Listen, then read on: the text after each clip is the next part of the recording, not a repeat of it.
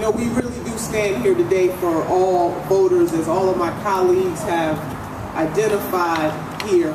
And we are standing on the steps of the State House today outside to symbolize how Ohioans are being shut out of the polling booth, bit by bit by bit. That every single election year, little by little, since the debacle of 2004, when Ohio made the headlines for all the wrong reasons, the legislature corrected itself, and now we find ourselves in 2014 with folks who are elected by the people trying to suppress, regress, and oppress the people's votes. As P.D. Talley and my colleagues in the General Assembly have mentioned, that in the last 2 weeks alone, 3 bills have passed the General Assembly that do nothing to advance the causes of one woman, one man, one vote. The vote is the greatest equalizer that we have in this great country of ours, and it really makes no sense to have people elected to office who try to take that away. The Secretary's directive, though, besides the bills, unnecessarily limits early voting and makes it harder for working Ohioans to have access to the ballot this fall. It is not just the African American community that is impacted. It is poor communities that are impacted. It is college students who are impacted. It is our elderly community that is impacted. Our Jewish brothers and sisters are impacted. Those faith communities that worship on Saturday now will not have a Sunday option. Something is wrong with that in 2004. And you know, it's so, Adam, bring me that. It's so, you know, last night in the mail, because I'm going to bring up Bishop going to bring it on home for us.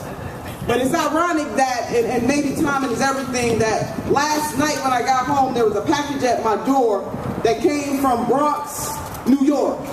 And in the letter, the gentleman said, you know, he said, it burns me, and I don't know what I can do to see us going back to pre-1965. He said, but the least I can do is to symbolize how I feel about what is happening in the state of Ohio and across this country when it comes to unfettered access to the ballot box.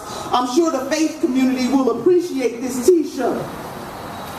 That voter suppression is a sin. That anytime we try to take away rights from folks, that there is a moral imperative that we stand up for people. But there is going to be a day of reckoning in the state of Ohio, and it's called November the 4th. And we're going to have the opportunity to put people in place who care about workers, who care about women, who care about voters. But Bishop, I thought the timing was perfect to get this type of t-shirt in the mail from the Bronx, New York.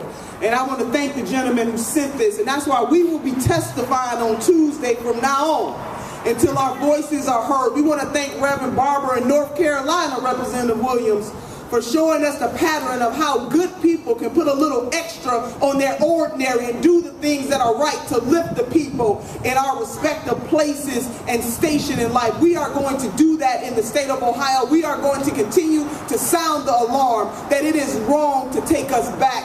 We have been a nation of progress despite our history. And what elected officials are doing in this state is wrong, and we need all fair-minded Ohioans, despite their political affiliation, to join us today and say enough is enough. We won't go back. Bishop Clark.